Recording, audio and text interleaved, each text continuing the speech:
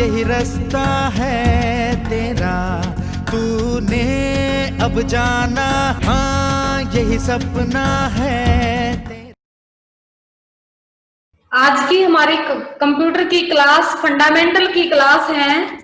आज की क्लास के topic classification of computer, advantage and disadvantage of computer और जनरेशन ऑफ कंप्यूटर हम इस क्लास में कवर करेंगे।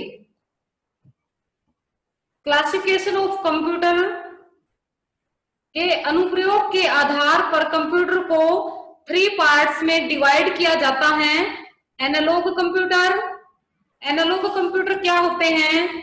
जो मौसम की भविष्यवाणी, तापमान के बारे में बताते हैं। डिजिटल कंप्यूटर जो अंकों के आधार पर कार्य करते हैं। हाइब्रिड कंप्यूटर एनालॉग और डिजिटल को मिला के हाइब्रिड कंप्यूटर का निर्माण किया गया है। तो आइए हम देखते हैं यहाँ पे एक एक के बारे में। एनालॉग कंप्यूटर, एनालॉग कंप्यूटर इस श्रेणी में वे कंप्यूटर आते हैं जिनका यूज भौतिक इकाई कौन कौन सी होती हैं? तापमान, टेम्परेचर, लेंथ को मापकर उनको डिजिट में चेंज करते हैं। एनालॉग कंप्यूटर का यूज मेन रूप से साइंस और इंजीनियरिंग के क्षेत्रों में किया जाता है, क्योंकि इन फील्ड में मात्राओं का अधिक यूज किया जाता है। एनालॉग कंप्यूटर केवल अनुमानित अनुमान ही देते हैं। अनुमानित अनुमान का मतलब जैसे हम किसी का टेम्परेचर चेक करते हैं। यहाँ पे एक एग्जांपल और भी है, जैसे किसी पेट्रोल पंप पर लगा एनालॉग कंप्यूटर पंप से निकालने वाले पेट्रोल की मात्रा मतलब क्वांटिटी को मापता है और लीटर में दिखाता है और उसके रेट को कैलकुलेट करता है। वे एनालॉग कंप्यूटर की हेल्प से ये काम किए जाते हैं। एनालॉग कंप्यूटर को हम यहाँ पे इस लोगों से समझ सकते हैं कि एनालॉग कंप्यूटर का स्ट्रक्चर जो होता है वो ऐसा होता है। सेकंड हमारा है डिजिटल कंप्यूटर।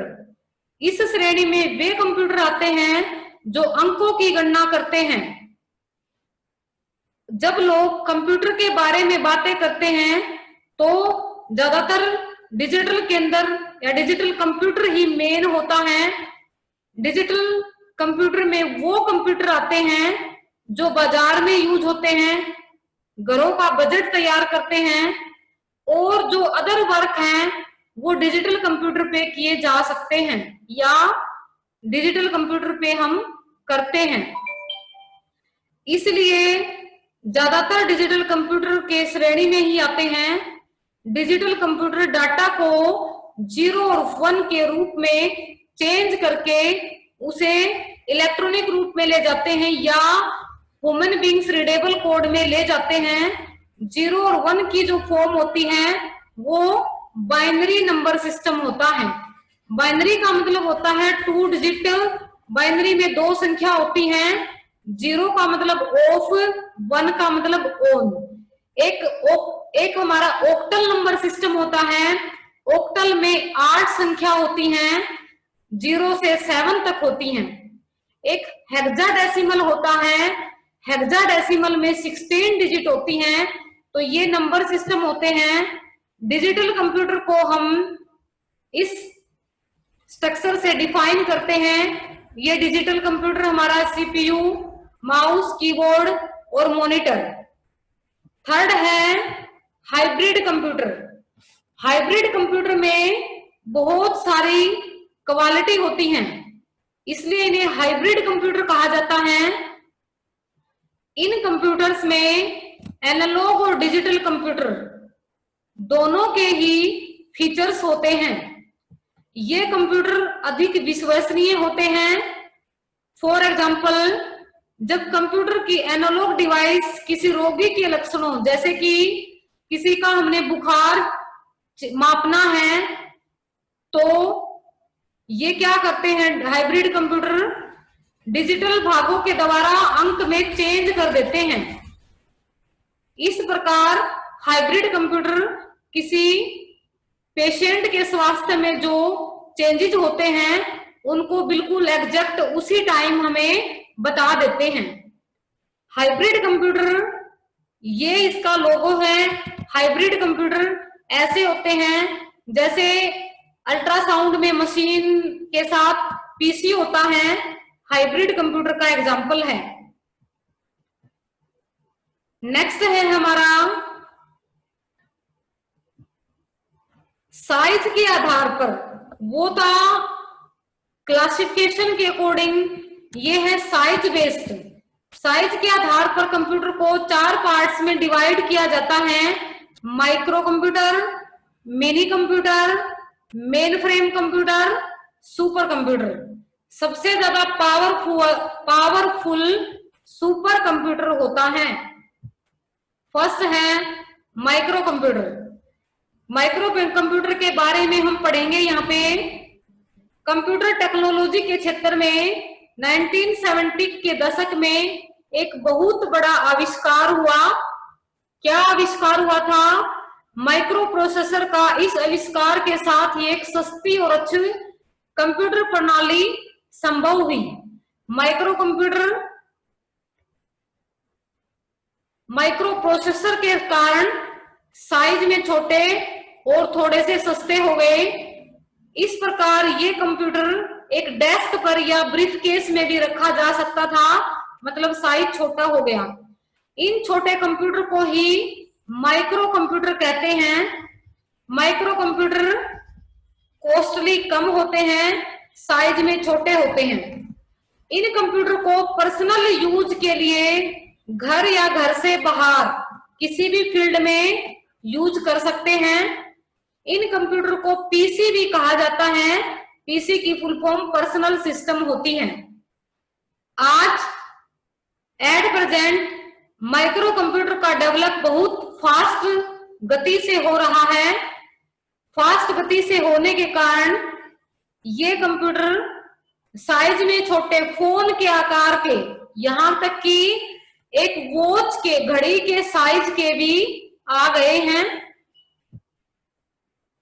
नेक्स्ट है mini computer. Mini computer second number पे है। सबसे पहले मिनी कंप्यूटर PDP-8 एक रेफ्रिजरेटर के आकार का था, फ्रिज के साइज जितना था, जिसका कीमत तो जो थी $18,000 थी, काफी कॉस्टली थे, जिसे DEC डिजिटल इक्विपमेंट कॉरपोरेशन ने 1965 में तैयार किया था। ये कंप्यूटर साइज के छोटे होते थे, बीच के साइज के होते थे। ये कंप्यूटर माइक्रो कंप्यूटर की कंपेयर में ज्यादा काम करने वाले होते हैं। मिनी कंप्यूटर की कीमत माइक्रो कंप्यूटर से अधिक होती है। इन कंप्यूटर को पर्सनल रूप से नहीं खरीदा जा सकता और इन कंप्यूटर को छोटे और मध्यम आकार की कंपनियां, मतलब ये जो है कंपनी में, फील्ड इंडस्ट्री में यूज किए जाते हैं। इन कंप्यूटर पर एक बार में एक से अधिक व्यक्ति काम करते हैं, मतलब मल्टीटास्किंग वर्क होता है। मिनी कंप्यूटर्स में एक से अधिक सीपीयू होते हैं। वैसे नॉर्मल कंप्यूटर में एक ही सीपीयू लगा होता है, बट इनमें मिनी कंप्यूटर में एक सीपीयू से ज्यादा ही सीपीयू हम एक पीसी के साथ अटैच करते हैं। Mini computer speed micro computer से अधिक है, लेकिन मेन फ्रेम कंप्यूटर से कम होती है। मीडियम स्तर की कंपनियों में मिनी कंप्यूटर का ही यूज किया जाता है। और इसमें क्या है, कंप्यूटर के संसाधनों का इकट्ठा कर सकते हैं।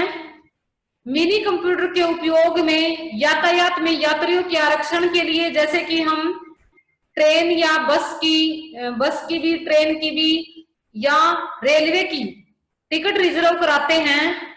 बैंकों में बैंकिंग के लिए, एम्प्लॉयमेंट की सैलरी के लिए, पेरोल तैयार करने के लिए और वित्तीय खाता मतलब अकाउंट का रखरखाव करने के लिए यूज किया जाता है। थर्ड है हमारा main frame computer. Main frame computer size में बहुत छोटे होते हैं, इनकी कैपेसिटी डाटा स्टोर क्षमता अधिक होती है, इनमें अधिक मात्रा में और बहुत ही हाई स्पीड से डाटा प्रोसेस करने की क्षमता होती है। इसलिए इनका प्रयोग बड़ी कंपनियों में, बैंकों में, गवर्नमेंट डिपार्टमेंट में केंद्रीय कंप्यूटर के रूप में किया जाता है। ये कंप्यूटर 24 आवर कंटिन्यू वर्क कर सकते हैं। इन कंप्यूटर पर सैकड़ों यूजर एक साथ काम कर सकते हैं। मेन फ्रेम कंप्यूटर को एक नेटवर्क या माइक्रो कंप्यूटर के साथ आपस में जोड़ा जा सकता है, सर्वर क्लाइंट बनाकर। इन कंप्यूटर का यूज अलग अलग कार्यों के लिए किया जा सकता है, जैसे यहाँ पे एग्जांपल है, उपभोक्ता कस्टमर द्वारा खरीद का ब्यौरा रखना, भुगतान करना, बिजली का बिल भेजना, नोटिस भेजना, सैलरी देना, टैक्स भरना। मेन फ्रेम कंप्यूटर कौन कौन से होते हैं? IBM 4381, IBM की फुल फॉर्म है इंटरनेशनल बिजनेस मशीन, ICL 39 और CDC साइबर सर्विस। नेक्स्ट है सुपर कंप्यूटर। ये कंप्यूटर सभी कंप्यूटर की तुलना में सबसे बड़े, डाटा स्टोर ज्यादा क्षमता वाले, सबसे फास्ट होते हैं। इन कंप्यूटर्स में एक कंप्यूटर पे अलग अलग CPU सेम क्रम में कार्य करते हैं। इस क्रिया को मतलब कि समानांतर क्रम में कार्य करने के कारण इन्हें पैरेलल प्रोसेसिंग कहा जाता है। सुपर कंप्यूटर में बहुत सारे ALU, arithmetic logic unit, CPU, central processing unit का एक भाग होता है। इनमें प्रत्येक ALU एक निश्चित कार्य के लिए होता है। यहाँ पे आया था कि अनेक ALU होते हैं और ज्यादा ALU है तो क्या होते हैं, पर्टिकुलर अलग अलग काम के लिए उनका निश्चित कार्य के लिए इनका यूज होता है। सभी ALU एक समानांतर काम करते हैं। समानांतर मतलब सेम, अलग अलग। सुपर कंप्यूटर का यूज बड़े साइंटिस्ट और खोज शोध में किया जाता है। स्पेस यात्रा के लिए अंतरिक्ष यात्रियों को अंतरिक्ष में भेजना, मौसम की भविष्यवाणी करना, उच्च गुणवत्ता की एनिमेशन वाले चित्रों का निर्माण करना जैसे मूवी में यूज होता है। इन सभी कार्यों में की जाने वाली गणना व प्रक्रिया जटिल होती हैं, मुश्किल होती हैं, उच्च कोटि की शुद्धता वाली होती हैं, जिन्हें केवल सुपर कंप्यूटर ही कर सकता है। भारत के परम नाम का सुपर कंप्यूटर है, जिसे भारत के वैज्ञानिकों ने इंडिया में ही तैयार किया है। परम कंप्यूटर का विकसित रूप परम के बाद कौन कौन सा है? परम 10,000 है। इसके अलावा अन्य सुपर कंप्यूटर भी हैं, जैसे CRAY2, CRAY XMP23-4 और NEC 500। इसके साथ ही हमारा यहाँ पे क्लासिफिकेशन ऑफ कंप्यूटर कंप्लीट होता है। नेक्स्ट है हमारा advantage and disadvantage of computer. Computer के गुण और हानियों के बारे में हम यहाँ पे पढ़ेंगे। कोई भी चीज जब आती है तो अपने फीचर्स के साथ साथ हानियां भी उसकी होती हैं। एडवांटेज क्या है? कंप्यूटर की प्रोसेसिंग स्पीड वेरी हाई होती है। कंप्यूटर के CPU की काम करने की स्पीड नैनो सेकंड में होती है। नेक्स्ट पॉइंट है एक्यूरेसी। कंप्यूटर सही रिजल्ट देता है, अपनी तरफ से कोई गलती नहीं करता। जैसे यूजर इंस्ट्रक्शन देता है वैसी रीड करके आंसर देता है। Storage hug amount of data, unlimited मात्रा में डाटा स्टोर कर सकता है। ऑनलाइन ट्रेडिंग, ऑनलाइन ट्रेडिंग क्या होती है? ऑनलाइन व्यापार कर सकते हैं, जैसे शेयर मार्केट ऑनलाइन कर सकते हैं। ऑनलाइन एजुकेशन, ऑनलाइन एजुकेशन में जैसे हम यूट्यूब से पढ़ते हैं, जूम ऐप पे लाइव क्लासेस लगा रहे हैं। डिस्टेंस लर्निंग, डिस्टेंस कोर्स कर लेते हैं, घर बैठे ही सिलेबस कंप्लीट कर लेते हैं। ऑटोमेटिक मशीन है, अपने आप चलने वाली मशीन है। नेक्स्ट है रिसर्च के लिए, खोज के लिए प्रयोगशालाओं में यूज किया जाता है। फोरकास्टिंग वेदर, मौसम की भविष्यवाणी के लिए। एंड प्रिडिक्टिंग अर्थक्वेक्स, भूकंप के बारे में हमें जानकारी दे देता है। इंटरनेट जब आया है तो इतना ज्यादा इसका यूज हो गया कि बनाने वाले ने भी नहीं सोचा होगा। इंटरनेट से हम किसी भी सदी का कोई भी डाटा सर्च कर सकते हैं। बिजनेस में यूज कर रहे हैं। सेव टाइम, कंप्यूटर से हाई स्पीड ऑफ वर्क है तो टाइम की बचत होती है। डिसएडवांटेज क्या होती है? हेल्थ इश्यू, ज्यादा यूज से आईज इफेक्ट पड़ता है, आंखें खराब होती हैं। और ज्यादा ही यूज से अगर हम कंटिन्यू बैठे बैठे वर्क करते हैं तो जैसे कि गर्दन में दर्द हो जाता है। स्प्रेड ऑफ पोर्नोग्राफी, कंप्यूटर से अश्लीलता को बढ़ावा मिला है। Virus and hacking attacks, virus से हमारे पीसी की पर्सनल इंफॉर्मेशन हैक हो जाती है। Computer can not take their own decision, computer की खुद की डिसीजन लेने की क्षमता नहीं होती। नो आईक्यू, खुद सोच नहीं सकता, समझ नहीं सकता। नो फीलिंग्स नहीं होती। कंटिन्यू 24 आवर चला लेंगे, बोर नहीं होता ह्यूमन बीइंग की तरह। Negative effect of on environment, पर्यावरण पर बुरा प्रभाव पड़ा है। जैसे नेट चलता है तो रेंज के कारण टावर से बीमारियां होती हैं। पक्षियों की संख्या कम हो गई। Crashed networks, for example 25 computer हम एक ही यूजर हैंडल कर रहा था, एक में प्रॉब्लम हो गई तो पूरा ही सिस्टम खराब हो जाता है। नेट बंद हो गया तो कोई वर्क नहीं होता नेट से रिलेटेड। नेक्स्ट है कंप्यूटर कैन नॉट वर्क, खुद काम नहीं कर सकता। ऑनलाइन साइबर क्राइम्स, ऑनलाइन की दुनिया में अपराध बढ़ गए।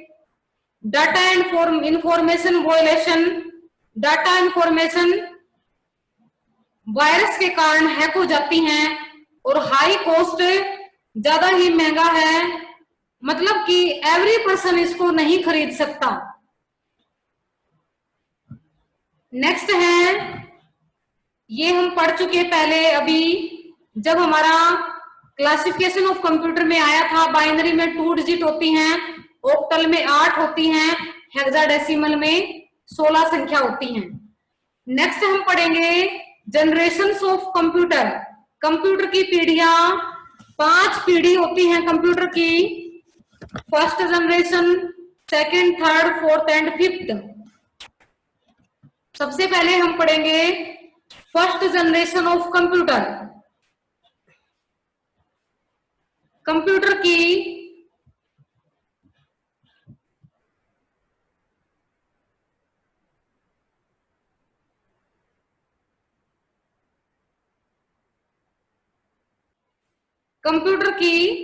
फर्स्ट जनरेशन की शुरुआत 1946 टू 1956 है। फर्स्ट जनरेशन में एकर्ट और मुचली ने एक ENIAC electronic numerical integrator and computer नामक कंप्यूटर के निर्माण से हुआ। इस जनरेशन के कंप्यूटर में वैक्यूम ट्यूब का यूज किया जाता था, जिनका आविष्कार 1904 में जॉन एम्ब्रोस फ्लेमिंग ने किया था। इस जनरेशन में ENIAC के अलावा और भी कई कंप्यूटर का निर्माण हुआ, जिसके नाम है EDSEC electronic delay storage automatic calculator. Second है EDVEC electronics discrete variable automatic computer, UNIVAC universal automatic computer and UNIVAC 1। First generation में इन कंप्यूटर की खोज हुई थी। फर्स्ट जनरेशन के कंप्यूटर साइज में बहुत बड़े होते थे, एक रूम में एक कंप्यूटर आए। इतना बड़ा साइज होता था। इनकी स्पीड स्लो थी, साइज ज्यादा था तो स्पीड कम थी, मेमोरी भी कम होती थी, डाटा स्टोर नहीं कर सकते थे। इन कंप्यूटर की कॉस्ट बहुत ज्यादा हाई थी। हाई कॉस्ट के कारण ये आम जनता से दूर थे, खरीद नहीं सकते थे। मेन पॉइंट क्या है, वैक्यूम ट्यूब्स का यूज किया जाता था। संग्रहण इकट्ठा करने के लिए मैग्नेटिक ड्रम का यूज किया गया। बहुत ही कम विश्वसनीय थे, नाजुक, जल्दी खराब हो जाते थे। बहुत सारे एयर कंडीशनर का यूज किया गया। ज्यादा एसी चलते थे तो लाइट की खपत ज्यादा होती थी। मशीन और असेंबली लैंग्वेज में प्रोग्रामिंग इस जनरेशन के कंप्यूटर में की जाती थी। सेकंड जनरेशन है 1956 से 64। सेकंड जनरेशन की बात 1956 में कंप्यूटर की सेकंड जनरेशन की शुरुआत हुई। इस जनरेशन में वैक्यूम ट्यूब के स्थान पर ट्रांजिस्टर का यूज किया जाने लगा। विलियम शाकले ने ट्रांजिस्टर की खोज सन 1947 में की थी, जिसकी खोज एक द्वितीय पीढ़ी के कंप्यूटर में वैक्यूम ट्यूब के स्थान पर की जाने लगी। मतलब वैक्यूम ट्यूब के स्थान पर सेकंड जनरेशन में ट्रांजिस्टर का यूज किया जाने लगा।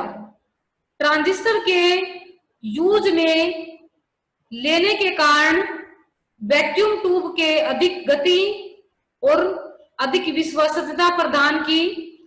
ट्रांजिस्टर के आने के बाद कंप्यूटर के साइज में सुधार आया। द्वितीय या सेकंड जनरेशन के कंप्यूटर फर्स्ट जनरेशन के कंप्यूटर से साइज में छोटे हो गए। थर्ड जनरेशन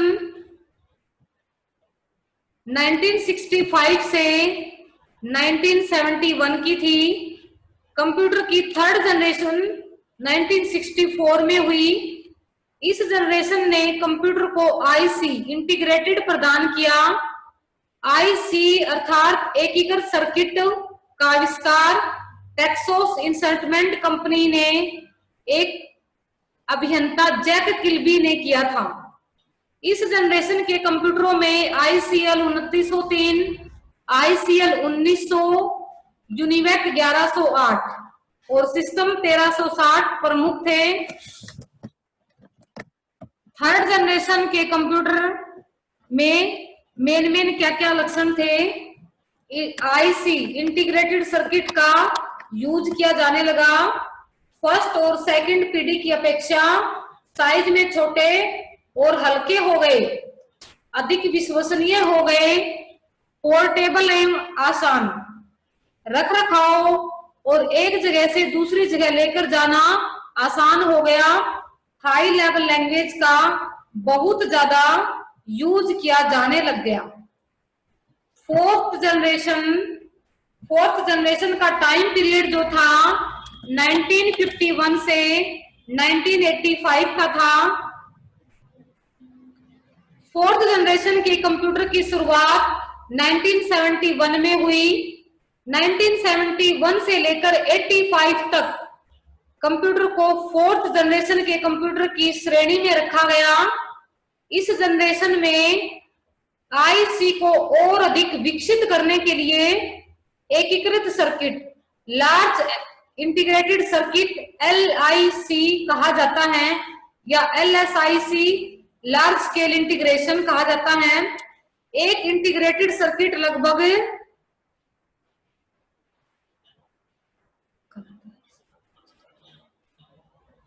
30 लाख ट्रांजिस्टरों के बराबर कार्य कर सकता है।